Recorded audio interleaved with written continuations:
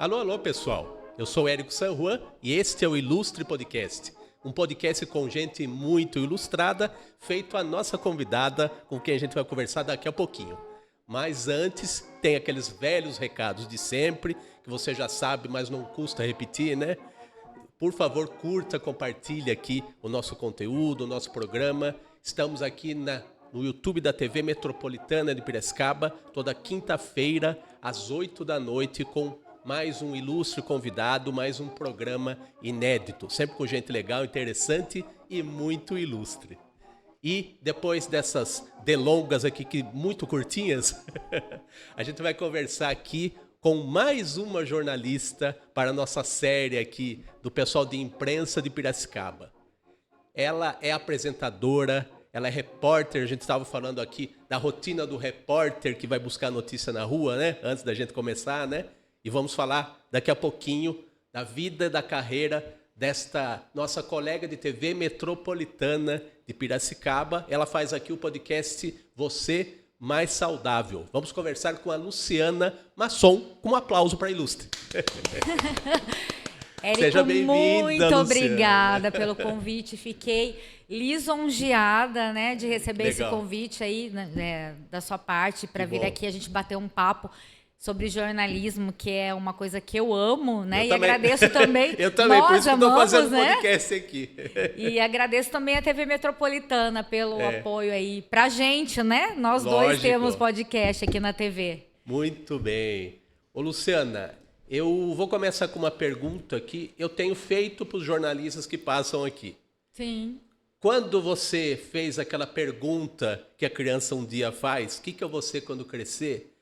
Você fez a pergunta com relação a jornalismo? Uma criança, pelo menos no seu caso, ela tem essa concepção de que um dia, um sonho de criança pode ser entrar para esse mundo da comunicação, de ser jornalista? A criança fala, quando eu crescer, quero ser jornalista? Não, na verdade, quando eu era criança, eu queria ser aeromoça. Olha. Por Aí eu quê? achava lindo. Porque você vivia no mundo da lua? Vivia no mundo da lua e eu achava lindo. Eu achava as aeromoças chiquérrimas, né? As comissárias de bordo, muito um glamour, chique. Um glamour, né? Um chique. Achava sensacional, assim. Então, eu acho que foi, na verdade, com o tempo, né? Com o amadurecimento. Apesar Sim. de que quando você vai entrar na faculdade... eu sempre quis entrar para uma faculdade voltada à comunicação, né? Tá.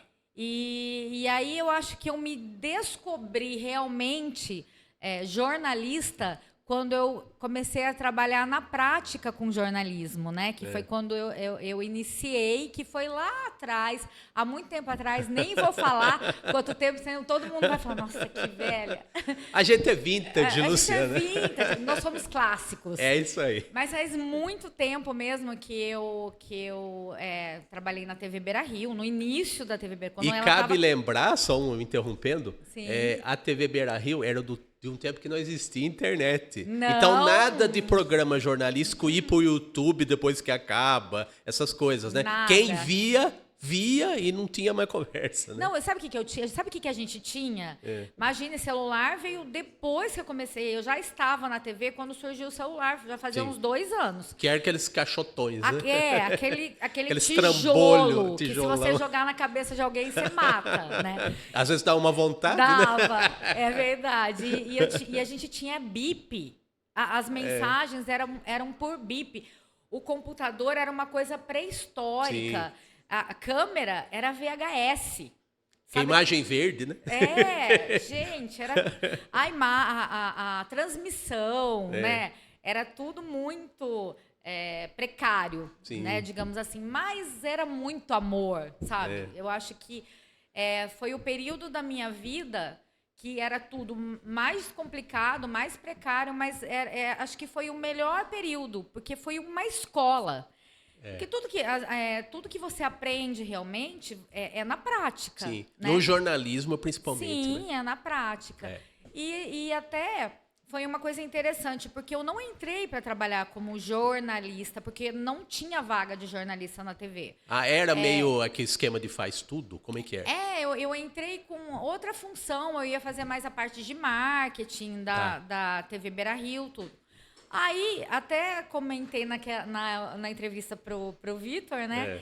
Que a gente estava comentando agora da entrevista, que eu entrei na TV com essa função e o Jonas Morioka, que era o dono da TV na época, ele falou assim, eu queria fazer um teste de vídeo com você, porque eu queria ver se você tem jeito, né? Se você leva jeito pra coisa. Ó, que beleza. Aí eu falei assim, bom, vamos fazer. E aí ele gostou, e aí eu comecei a trabalhar no Jornal do Bairro, que era muito legal, porque as pessoas ligavam, era muito ativo, sabe? As pessoas ligavam e falavam assim, olha, tá acontecendo, tô com mato alto aqui, tá cheio de bicho, aranha, escorpião.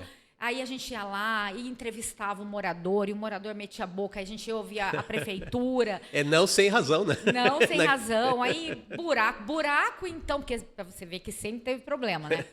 Aí buraco, era questão de carro que quebrou no buraco, vizinho que atormentava. Tudo, sabe? As lugar famosas abandonado, reivindicações populares, né? E era sensacional. E eu sempre, é o que o jornalismo tem que fazer. Então a gente ia lá, entrevistava os moradores e depois ia nas secretarias, né? E conversava com a prefeitura. Então, assim, eu acho que isso é jornalismo, né? Sabe que aquela paixão, aquela coisa que te instiga, você fala, e eu era a única que gostava de fazer matéria policial.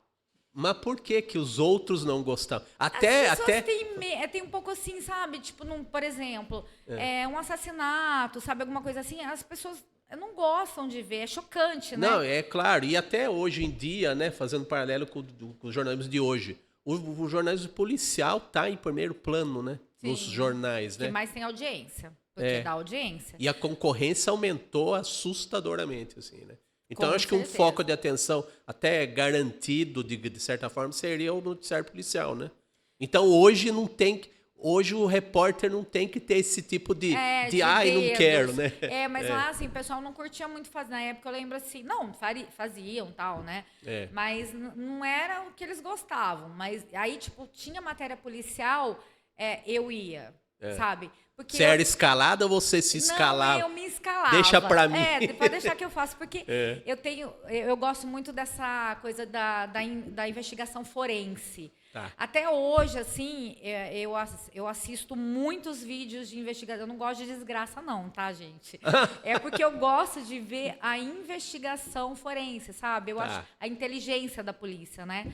E aí eu desde aquela época eu que fazia as matérias policiais, não só os policiais, né?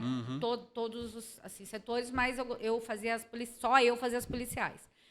E aí foi assim meu início, sabe? Eu comecei lá na TV Beira-Rio, lá atrás, quando ela começou mesmo, bem no comecinho, e foi assim que eu aprendi a fazer jornalismo. Eu fiquei 4 anos na TV Beira-Rio. Né? Você fez apresentação também? Você fez de tudo, né? Eu Porque tinha lá o jornal Beira-Rio, né? Que era depois o Jornal do Bairro. Com o Robson Beduschi, você lembra do Robson? Um Robson vozeirão, Filho. Né? Nossa, a voz dele é maravilhosa, né? Eu lembro. Ele era radialista, né? E ele apresentava o Jornal Beira-Rio, porque quem apresentava antes era a Ellen, que hoje está na IPTV. Sacone? Sacone. Ela apresentava o jornal junto com o Robson. E aí, depois... eu estava no Jornal do Bairro. Aí depois ela saiu, né? Foi para outras emissoras e aí eu assumi o Jornal Beira-Rio. E aí eu tinha um programa chamado Destaque da Semana. Nesse programa eu entrevistava assim celebridades, tipo as pessoas, porque a cultura em Piracicaba era muito rica naquela época. A gente tinha muitas peças de teatro, shows, né? Então tinha muita gente em Piracicaba nessa época. Então eu entrevistava essas pessoas, né, que vinham para peças ou para shows, e entrevistava também políticos, né? Era semanal o programa? Era semanal, chamava Destaque da Semana. Porque teve um outro de entrevistas também que era o Nosso Agente, né? Sim. Esse não era que eu apresentava, mas o Destaque da Semana eu gostava muito de fazer. Então, e qual a entrevista que te marcou do destaque que você fez, assim? Assim, eu acho que uma das que me marcou bastante, eu entrevistei, por exemplo, o Amir Klink. Olha só. né? No estúdio lá? Sim, Ou você saía a campo para fazer estúdio, também? no estúdio. Olha Quem eu entrevistei ali na casa do... Não é Casa do Povoador, é Casa Velha. Tá. Casa Velha, O lembra Casa restaurante. Velha? O restaurante? É. Quem eu entrevistei ali no Casa Velha, que foi ao vivo, olha que incrível isso, naquela época, foi o Ciro Gomes. Ele Olha estava concorrendo com o Fernando Henrique, a presidência da República. Aliás, os dois se degladiavam, né? Porque eles disputavam a paternidade do Plano Real, né? Nessa época. Então, eu entrevistei o Ciro Gomes lá no Casa Velha, entrevistei o Amir Klink, maravilhoso, uma pessoa super humilde, entrevistei o Lair Ribeiro, entrevistei o Flauzino, entrevistei bastante gente, assim. Eu lembro que eu fui fazer uma entrevista com a Vera Fischer e ela não deu entrevista porque ela estava rouca. Nossa. Tava com problema Tava na fazendo voz. peça aqui, eu imagino. Olha, até lembro, Gata em Teto de Zinco Quente, a peça. Tennessee Williams, o autor. Muito, assim, legal. Entrevistei bastante gente. Né? Foi um período bem bacana, assim, pra mim. E contato com o povo lá no Jornal do Bairro, o que você se lembra, assim? É que as demandas são meio parecidas, assim, né? São recorrentes até, né? Mas o que você se lembra, assim, de algo... Tinha gente, por exemplo, que tinha... obra abandonada do lado de casa, isso eu lembro que era bastante, me marcava, né? Porque eles ligavam e falavam, olha, tem pessoas aqui usando droga, sabe? Vindo aqui para fazer sexo, para usar drogas, está perigoso, tem aqui até frequentado por marginais. Então, assim, tinha bastante desse tipo de reclamação, né? Inclusive de abandono, assim, um local abandonado. Eu lembro que tinha uma construção da Encol. Lembra da Encol, construtora Encol? Acho que faliu, né? Se eu não me engano. A construtora, ela tinha um prédio abandonado lá, tinha abandonado a construção ali na Rosário, se eu não me engano. Acho que era esse que eu me lembro. E aí teve um assassinato lá. Nossa. Nesse prédio. E, assim, tinham reclamações, assim, da vizinhança desse prédio, porque realmente ele era usado para vários fins, assim, ilícitos, né? Sim. E lá, eu lembro que uma moça foi assassinada, né? Nossa. Ninguém sabe por quê, mas nos chamaram e eu fui fazer a matéria, né, na época. Então, tinha muita dessa reclamação e eu acho que os recordes também... Era um mato alto e buraco. Putz. Era assim, era muito frequente, sabe? Esse tipo de reclamação, assim, dos moradores, né? E até briga de vizinho, sabe? Tipo, tudo. Problema de saneamento, às vezes, né? Esgoto, de tudo um pouco. De tudo. Essa fase da TV Bear Rio durou quanto tempo que você ficou lá? Eu fiquei 4 anos na TV. E de lá você saiu para qual? De lá eu fui para o Rio de Janeiro. Aí foi assim, eu cheguei no Rio de Janeiro, eu falei assim, eu vou tentar a sorte no Rio. Porque eu falei, tem mais mercado. Cara, coragem mesmo? Coragem, pedir demissão da TV. Olha. Eu acho que eu sinto falta disso em mim hoje. Eu acho que quando eu era jovem, eu era muito mais corajosa, sabe? Mas a estabilidade não cai bem em um certo momento da vida? Que na verdade, talvez você se confunda com acomodação, né? E talvez porque agora eu tenho filho, né? Então acho que muda mesmo a vida, né? Mas eu era tipo, eu ia. Aí eu liguei para a mãe de uma amiga minha, para a mãe da Gláucia, Clarinha, um beijo, que é uma amiga minha lá do Rio. E a Clarinha, assim, já tinha oferecido para mim, por que você não vem para o Rio tentar aqui, né? Aqui tem mais oportunidades e tal. Eu falei, vou. Cheguei lá, fui trabalhar numa loja de sapato, porque eu precisava me manter, né? Pedi demissão na TV. Sim, sim. E aí eu fiquei procurando, falei, meu Deus, aí eu fiquei sabendo que estavam precisando de uma redatora no G1 Na verdade, não era bem G1, né? Era uma terceirizada da Globo, a Go Records. E ela cuidava, nessa época, da Globo.com. Não era G1, era Globo.com na época. Ainda no tempo da internet de escada, não é? Isso! Ela era responsável por vários departamentos da Globo, era uma terceirizada. Tá. Dentre elas, a Globo.com. E aí, eu fiquei sabendo que eles estavam precisando de uma redatora. Aí eu fui fazer a entrevista, inclusive fiz a entrevista com várias pessoas, dentre eles um amigo meu, que é uma pessoa que eu tenho um carinho imenso, que é o Firmino Neto. Ah, sim. Né? E aí eu fui fazer a entrevista lá, mas assim, falei, seja o que Deus quiser. E voltei para Piracicaba para passar o fim de semana. Quando foi domingo, o ônibus saía meia-noite. Próximo da meia-noite, o Firmino me liga. Falou, viu, o pessoal gostou de você, você tem que estar aqui amanhã cedinho.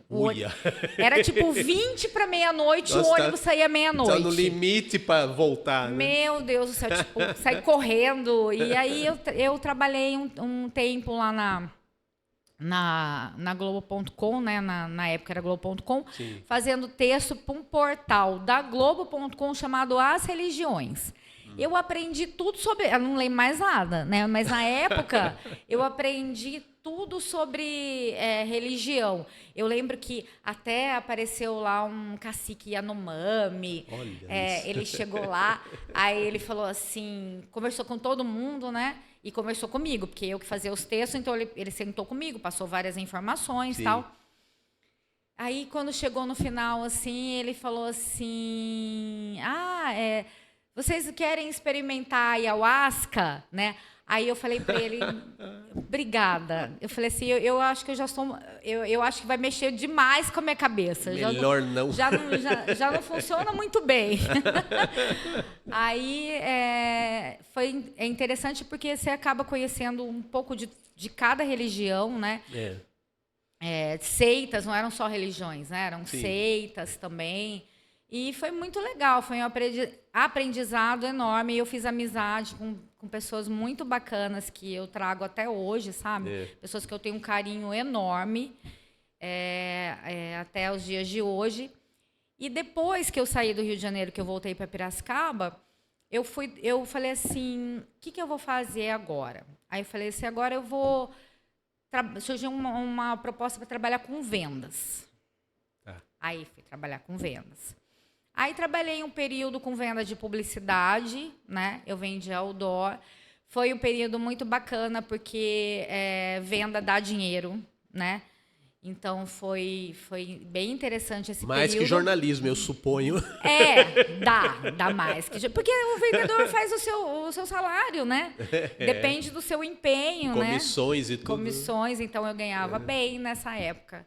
E foi bem legal. E depois disso, eu tive um programa na TV Opinião, um programa de entrevistas, que aí esse programa chamava tudo destaque, né? Chamava Destaque Social.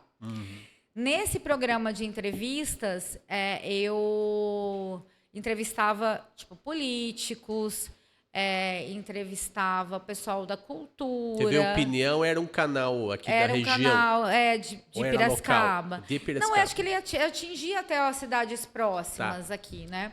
E aí eu tinha esse programa que eu fazia entrevistas aí por um tempo, né? Depois eu comecei a fazer assessoria de imprensa. Fiz assessoria de imprensa por um tempo também para clientes de vários segmentos, que foi bem legal. Né? E depois disso, nossa, foi tanta coisa, deixa eu lembrar. Mas você já citou um monte de experiências aí, de variações aí do fazer jornalístico, né? Então eu queria que você falasse, para aproveitar esse gancho, qual que é a diferença do trabalho de reportagem para o trabalho da assessoria? Porque a assessoria você tem que vender o peixe de empresas, né? Do cliente. Eu faço hoje assessoria, estou fazendo assessoria, depois eu volto a falar o que eu fiz antes da assessoria, né? Mas hoje eu faço assessoria de imprensa para a área da saúde, Eu trabalho aí para as UPAs, né? Na verdade, eu faço a parte de mídia digital delas e faço também assessoria de imprensa. E tenho alguns clientes que são também da área da saúde. Um é um biólogo e cientista, né, que eu faço texto para ele, e outro é uma biomédica. Então, eu tô voltada hoje para a área da saúde. Então, você fazer o podcast hoje Sim, tem tudo a ver com a sua com a minha atuação Exatamente. de hoje, né? E aí, assim, você me perguntou sobre assessoria de imprensa. Isso. A assessoria de imprensa que eu faço, por exemplo, a pessoa, o meu cliente, né, ele precisa divulgar alguma informação referente ao trabalho dele, eu faço esse texto e disparo para a mídia, né? Essa é uma coisa. Texto para mídia impressa. E a outra, eu coloco o meu cliente nas mídias. Por exemplo, em televisão, ele vai dar entrevista para televisão. A biomédica, que eu faço assessoria de imprensa, ela já deu entrevista para várias emissoras, também para rádios, podcasts, sabe? Até portais como Terra, IG. Então, eu pego e faço o texto e direciono para a mídia impressa, ou então entro em contato com essas mídias, passo um release falando sobre o meu cliente, né, os meus clientes, e também passo os links de entrevistas que eles já participaram, tal, e falo, olha, muito bacana, né, ele faz o trabalho com isso, isso, isso. A gente poderia estar fazendo sobre essa determinada pauta, que é muito interessante. Aí eu argumento porque é interessante. Sim. E aí dá certo, né? Porque eu faço assessoria para pessoas que têm conteúdo, né? Elas têm o que passar. Então, vender o peixe aí do cliente, nesse caso, eu não diria que é mais fácil, mas é mais até estimulante para você. Que você não vai convencer alguém de que a pessoa... Tem muita gente na mídia hoje em dia, né? Exatamente. Que é desinteressante, né? Não tem o tal da palavra conteúdo, é muito corrompida pelo mau uso, né? Conteúdo é só, às vezes, uma pessoa exótica ou que não tem um histórico interessante. Exatamente. Ou não tem um trabalho bacana. Então, você está trabalhando com gente que tem conteúdo mesmo. Né? Mesmo porque quando a pessoa não tem um conteúdo legal, digamos assim, vamos chamar de um conteúdo interessante. Quando ela não tem, ela vai ter que pagar para dar uma entrevista. Ela vai ter que pagar, porque senão ela não vai conseguir. Coitado do assessor de imprensa dessa pessoa. Então, tipo, isso é que é bacana, porque as pessoas que eu assessoro são pessoas, e isso me ajuda muito, né? Que é mais de meio caminho andado. E aí eu consigo introduzi-las na mídia. Então, esse é o trabalho que eu faço. E eu tô dentro das UPAs. Então, por exemplo, Danilo que sabe disso. Danilo Teles, o nosso CEO aqui da TV Metropolitana. Tem alguma demanda? A Luciana tem que responder, por exemplo, referente às UPAs, né? E também eu faço o Instagram, né, das UPAs, da Vila Cristina e Vila Sônia. E aí eu vou lá e faço a parte do Instagram das UPAs. Então, nesse caso, é até uma prestação de contas do trabalho público, né? Exatamente. Você dá uma satisfação por meio das mídias sociais do trabalho das UPAs, né? Exatamente. Quando eles questionam sobre alguma coisa, eu respondo. Às vezes, eu disparo matérias para a mídia, mesmo que não tenha sido solicitada. Eu faço alguma matéria e disparo, aí algumas mídias, elas publicam, né? Então, esse é o trabalho do assessor de imprensa. O trabalho do repórter é rua, né? O repórter mesmo, raiz, é rua, né? É rua. É fazer matéria na rua, que eu acho que é a coisa mais gostosa do mundo, né? Quem já foi picadinho, assim, sabe o quanto é bom. Quem já sujou a barra da calça de lama, né? De lama. Nossa, é uma delícia fazer rua. É muito bom. Então, essa seria a diferença. Digamos que o assessor de imprensa, ele trabalha nos bastidores, né? E o repórter dá a cara a tapa. Acho que é a principal diferença entre aí as funções. Pelo que você observa do meio, até de colegas menos vintage do que a gente. Você acredita que eles têm ainda esse sangue nos olhos, assim? Eu acho que muitos têm, muitos não. Porque tem, no meio do nosso caminho aí surgiu algo chamado internet, né? Então isso favorece muito o jornalismo de gabinete, o jornalismo de ar-condicionado, né? Exatamente. Facilitou então aí muito. parece que é mais fácil, mas só parece, né? Você vai fazer um trabalho mais aprofundado, você precisa de certos procedimentos aí que você vai ter que deixar o ar-condicionado lá de lado um pouquinho, né? E nada como você tá ali, né, presente na hora, né, do ocorrido, né? Porque aí você mostra tudo em tempo real. Sim. E isso é muito mais atraente, né, atrativo para quem está assistindo, né? É muito melhor. E você consegue ter informações, digamos assim, mais complexas, né? Mais informações do que se você estivesse trabalhando ali nos bastidores, só pegando informação, de repente pede para a polícia informação, a polícia passa. É outra coisa, você vê o repórter ali, estou falando no caso, vamos supor, como eu falei em polícia, uma matéria policial. Sim. O repórter está ali, entendeu? Presente, está mostrando em tempo real o que aconteceu. Então, eu acho que o jornalismo verdadeiro é esse. E outra coisa que eu falo sobre jornalismo verdadeiro, que muito se perdeu, né, no meio do caminho aí, é ouvir os dois lados.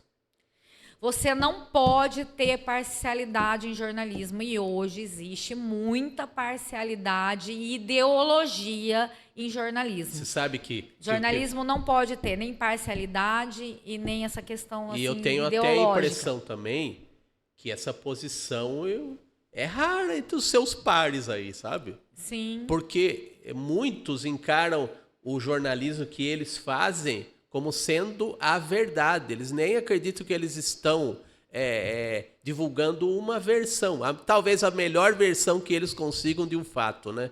Exatamente. Mas aí eles já encaram aquilo como uma verdade, querem vender para o público aquela verdade, suposta verdade, né? Exato. Então eles nem acreditam, eles nem acham que eles estão fazendo certo ou errado. O que eu estou fazendo é a verdade e acabou, né? Só que essa prepotência aí pode custar a credibilidade do profissional, né? E infelizmente, do meio jornalístico até em grande escala, assim, né? Não, tem que tomar muito cuidado. Quando você... não que uma pessoa não possa pender, vamos falar de política, né? Sim. Não que você não possa ter uma preferência, digamos assim. Você pode, né? Isso aí não é proibido, né? Às vezes você tem a sua preferência. Direita, claro. Esquerda, centro. Todo direito seu, né? Você acha que as ideias batem melhor, né? Você se identifica com aquilo. Né? Agora, uma coisa é isso. A outra coisa é você deixar isso transparecer quando você está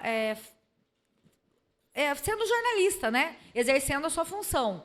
É você transparecer que você joga em um determinado time. Aí, errado, né? Aí você tem que... Se você está falando de uma forma... Por exemplo, eu, Luciana, estou falando. Tá? Agora, eu, Luciana, jornalista, eu tenho que tomar muito cuidado com a minha posição.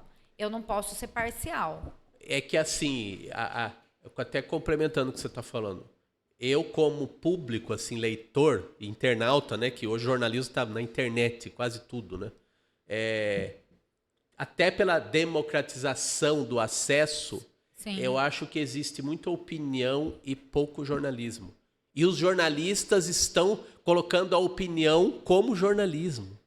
Aquela história de separar a opinião do fato, né? Misturam tudo, né? E vende aquele pacotão lá como jornalismo, e não é jornalismo necessariamente. Muitas vezes é opinião. É opinião, exatamente. A pessoa não está... não diferencia algo do outro, né? E hoje, Érico, eu vejo que tem muito fake news também, né? As fake news que se chamava factoide, né?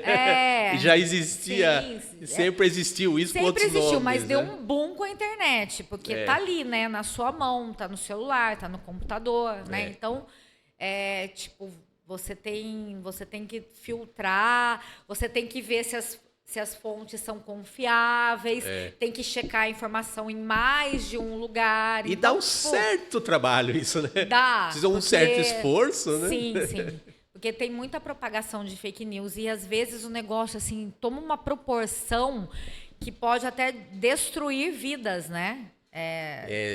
Não só reputações, como vidas mesmo. Né? Você vê o caso, por exemplo, eu não sei, não estou muito à parte, não sei muito bem o que aconteceu, mas teve aquela menina do Whindersson Nunes lá, que teve uma notícia de que vazou aí de que ela tinha um caso com ele, alguma coisa assim. E o negócio foi tomando uma proporção, a menina já estava deprimida, ela foi lá e suicidou-se. O que eu fiquei sabendo é que tinha algo de pior até. Ela divulgou isso. Ela mesma divulgou. A polícia parece que falou que foi ela que divulgou. Só que ela não soube medir o impacto que isso teria. Então ela acabou sofrendo a consequência da própria atitude dela. Sim. A internet é selvagem, né? É selvagem. Então, aquela história de se esconder por trás lá de uma tela, parece que dá às pessoas a autorização, né? De falar e ser o que quiser, né? E isso é meio covarde, né? Porque muito, né? Às vezes a pessoa cria um perfil falso, ela vai lá e detona uma pessoa, né? Ainda bem que hoje tem formas a polícia conseguir aí rastrear ID e tal, mas a pessoa destrói a vida de outra, né? Isso é muito... E ali, né, de uma forma covarde, né? Na encolha, né? Escondido. Então, é bem complicado hoje em dia. É por isso que a responsabilidade é algo fundamental, né? Ter responsabilidade, né? Sim. Porque o jornalista, ele tá aparelhado com os instrumentos adequados para fazer um trabalho... Sim. Que digno de credibilidade, né? Ele mesmo pode se tornar um hater se ele quiser, né? Porque o poder de você lançar alguma coisa, no caso dessa menina, ela lançou e ela não avaliou o poder até de destruição que poderia ter essa atitude dela. Agora, um jornalista, ele tem os instrumentos, a técnica para não fazer isso de jeito nenhum, né? Só que o rastilho de pólvora da internet é assustador, né? Exatamente. E aniquila mesmo vidas, né? Sim. Hoje o pessoal usa muito o termo cancelamento, né? Cancela, assim, as pessoas, né? Pois é complicado. É bem complicado. Complicado. E vamos voltar aqui para a linha do tempo, né? Vamos voltar para a linha do tempo. Você começou em Piracicaba, depois foi para o Rio. Sim. Vendeu sapato, foi redatora, trabalhou no site de religiões, né? Aí você voltou para cá com as vendas e depois você voltou para o jornalismo por quê? Se as vendas poderiam te dar um rendimento maior. Claro que o jornalista, de alguma forma, ele é um idealista, né? Então, talvez você descarte, num momento ou outro, certos rendimentos aí, né? Eu acho que o que aconteceu foi assim, o que eu queria conquistar, eu conquistei.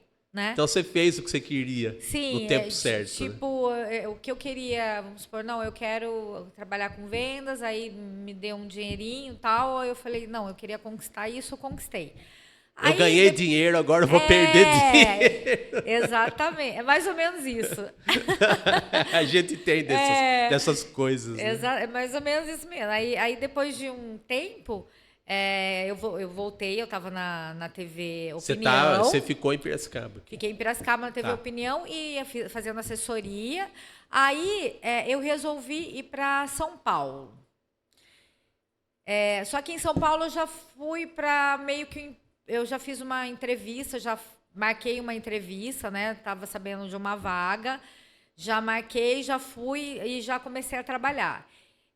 Aí era uma área que eu nunca tinha atuado. Que não tem um pouquinho de jornalismo também, tem um viés assim de jornalismo, mas não totalmente. Aí eu fui trabalhar como produtora. Aí eu trabalhava como produtora na Rede Brasil de televisão. Eu fazia solo, era produtora solo de 2 programas, do programa da Nani Venâncio, o Tarde Top, a Nani, a onça do Pantanal. Conheço. E da Gisele Alves. A Gisele, ela já foi atriz da Globo, né? Ela fez novela, série na Globo, se eu não me engano, Sim. também. E ela é apresentadora do Papo em Dia, da Rede Brasil. E aí, na verdade, eu fui substituir... uma funcionária tinha sido demitida, aí eu entrei no lugar dela, né? Só que, a princípio, eu achei que eu fosse fazer um dos programas. Quando eu vi, eu estava fazendo os 2. Sozinha. Pense o que é você fazer programas 2 diários, programas né? diários, ao vivo, sozinha. Tipo, se der uma coisinha errada, a culpa de quem? Do produtor. Então, é tudo produtor. Então, é uma responsabilidade enorme, mas foi uma experiência para mim também maravilhosa. Você sobreviveu essa experiência. Olha, eu sobrevivi, mas eu falar, viu? Era um trabalho muito prazeroso, mas é muito... não estresse, como que eu posso dizer? Assim? Eu acho que é um pouco desgastante, porque é uma responsabilidade muito grande. Então, você se cobra, né? Você tem que... tempo para fazer tudo, né? Para tudo o produtor, o dia deve ser curto para o produtor. Exatamente, não dá nem tempo de comer, às vezes. Então, é muito cronometrado, tempo. Então, isso acaba gerando um estresse. Você mesmo se cobra, não é que as pessoas me cobravam. Alta exigência, alta né? exigência. E aí, quando eu vi, eu tava com pressão, tipo, 20 por 15. Minha nossa. Sabe? Fui parar no hospital 2 vezes com pressão alta, então eu peguei e falei, não. Aí eu acabei optando por sair, né? Quanto tempo você ficou? Eu fiquei alguns meses lá. Meses? Eu não lembro, não fiquei muito tempo, não. Olha só. E aí eu fiquei um tempo lá trabalhando, né? E eu pedi para sair, mas gostando do que eu fazia, mas era porque estava muito puxado para mim, sabe? Eu imagino. Aliás, eu não imagino, porque deve ser muita coisa mesmo. Mas eu vou falar uma coisa, era maravilhoso. Apesar de ser puxado, assim, era maravilhoso, porque eu conheci pessoas incríveis, né? E também as apresentadoras são 2 queridas, maravilhosas, sabe? Tipo, parceiras mesmo, né? De trabalho. Então, foi muito bom. E foi uma experiência nova, porque eu nunca tinha trabalhado como produtora, já tinha ajudado em produção, tal, mas eu nunca tinha trabalhado como produtora e solo, né? Mas foi muito legal. Foi, assim, uma experiência maravilhosa. Aí, quando eu resolvi sair de São Paulo, que também São Paulo é pauleira, né? A vida em São Paulo, apesar de que eu tinha uma vantagem, eu morava perto do meu trabalho. Eu morava 1,5 km. Nossa, mas se tratando de São Paulo, isso daí é uma benção. É uma benção. Né? Olha. Eu morava perto, eu conseguia um lugar para morar. Eu alugava um quarto numa casa só para mulheres, né? Que era só para meninas. Mas você nem ficava lá direito. Não ficava. Eu saía bem cedo, porque como eu tinha preocupação de dar tempo, de cumprir o horário, o meu horário de entrada, para você ter uma ideia, era 10. Eu chegava às 7. Nossa! Chegava às 7, 7h30, eu chegava... Muitas vezes eu cheguei, só tinha um porteiro lá. Caramba. Aí eu chegava, tipo, já ligava o computador e começava. E às vezes, quando você termina, você já tem que programar tudo para outro dia. Já tem algumas coisas engatilhadas, mas tem outras para programar, né? Assim não dá tempo de comer, de tomar água, de ir no banheiro. Era bem corrido. E outra coisa que foi muito legal, que o diretor dos programas era o mesmo diretor dos 2 programas. Às vezes, por exemplo, ele tinha alguma reunião, alguma coisa, aí eu assumia o suíter, que era ali a ilha, né? Onde o diretor fica, que é a direção do programa, né? Ali a ilha de corte, né? Então, eu ficava ali no suíter. Então você aprende muito mais até do que você esperaria. Né? Algumas vezes eu fiquei ali, aí tinha que falar com as apresentadoras, né? Como ele fazia, porque ele falava, elas ficam com ponto, né? E aí eu falava, aí comandava ali, né? Não foram muitas vezes, mas foram algumas, e também achei ótimo. Porque é legal, é desafio, né? Tudo que te desafia, na hora daquele frio na barriga, assim, ai meu Deus, será que eu vou dar conta? Mas você dá, entendeu? A gente fica assim, Será? Aí se eu não der conta, mas você tem que disfarçar, que você não pode demonstrar insegurança, né? Não, é bom que a dúvida não paralisa a gente. A dúvida não só dá um frio na barriga. Frio, E vamos fazer um gancho, Luciana? Infelizmente, você sabe muito bem que você é craque da área. O nosso horário tem um fim, né? Dá um gancho para esse trabalho atual aqui na TV Metropolitana. Então... Fala aí do podcast. Vou com certeza, com o maior prazer. Como eu tô agora na área da saúde, a área da saúde é maravilhosa, né? Eu sempre me interessei por ver vídeos ligados à saúde, dicas de saúde, sempre gostei. Saúde é tudo, né? Porque se você não tem saúde, você tá doente, né? Então, saúde acho que é a coisa mais importante, né? Aí eu sempre gostei muito, me interessei muito, estou fazendo já assessoria para a área da saúde, né? Texto e assessoria.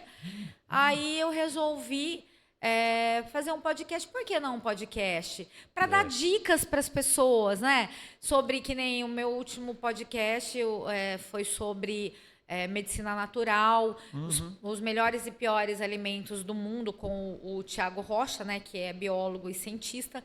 Ele deu altas dicas muito bacanas sobre o que acaba com a sua saúde, pode te levar até a ter câncer, e o que te dá saúde, previne doenças, sabe? Para vários tipos de doenças ele deu dicas, né? Isso é muito bom, né? Porque com essa explosão de podcasts aí, eu noto que está havendo uma segmentação. Sim. Porque, tipo assim, eu como espectador não aguento mais podcast de papo furado em porão com o cara 5 horas lá conversando fiado e bebendo com o convidado.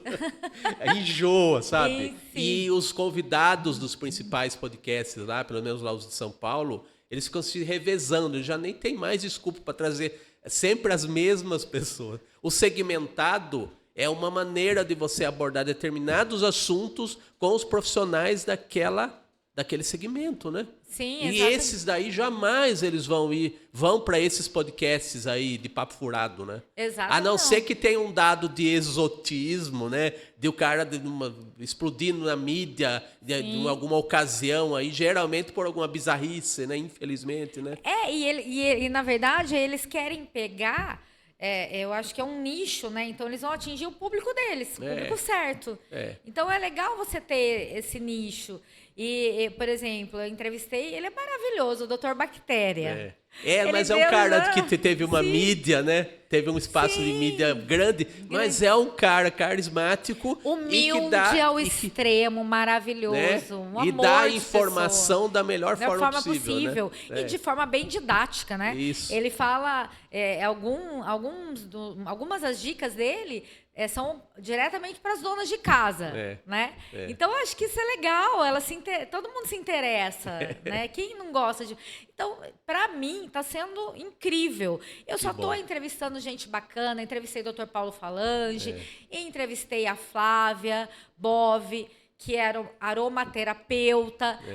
Então, assim, só gente muito bacana, com muita informação para passar, muita informação importante e interessante para passar. Que bom, relevante de verdade. E relevante de verdade. Como o seu podcast, que é sensacional. Obrigado. Que é, né, um prazer a gente conversar aqui é com mais você. eclético, né? Para usar uma palavrinha pretensiosa, a gente é mais diversifica. Mas tem, né, tem o seu tema, né? Ilustre. Os ilustrados, em primeiro lugar, que eu sou da ilustração, né? Mas o ilustre excelente cartunista. Mas ilustre remete a gente de todos os ramos, assim, né? Exatamente. Então, vamos dizer que é um ecletismo saudável, né? Sem papo furado. Sem papo furado. Luciana, vamos terminar. Tudo tem um fim, infelizmente, né? Mas é só o começo aí do seu podcast. Dá o serviço pro pessoal. Então, gente... Dia e horário aí que vai pro ar. O podcast vai pro ar quinta-feira, toda quinta-feira, às 20 horas, aqui pela TV Metropolitana. Aí entra no YouTube, né? E também nas páginas da TV Metropolitana. TV Metropolitana Piracicaba, né? Facebook. E TV Metropolitana Piracicaba, Instagram. Muito bem. E para a gente achar a Luciana no mundo, e principalmente no mundo virtual, Danilo, coloca aí a maneira de encontrarmos a Luciana. @LucianaMasson, com N, tudo junto, 74. O ano que eu nasci. Agora já... você falou que você não ia denunciar a idade. idade, né? No Instagram ela coloca o ano. Luciano, muito obrigado. Viu? Eu que agradeço. Foi um prazer enorme. Prazer é todo nosso. É isso aí, pessoal. Mais uma ilustre convidada aqui no nosso ilustre podcast, que já está se aproximando do episódio 100. O que nós estamos preparando aí para vocês vão descobrir daqui 2 semaninhas aí, no mês de abril. Não vai ser no dia da mentira, mas a verdade é que a gente vai fazer uma edição bem legal aí para marcar os 3 dígitos do nosso trabalho. E a gente aguarda você, ilustre espectador, na próxima semana. E se você quiser saber os novos convidados, nós temos o Instagram do projeto, do programa, @ilustre.podcast. Então é isso aí. Até a próxima quinta. Tchau, tchau. Valeu.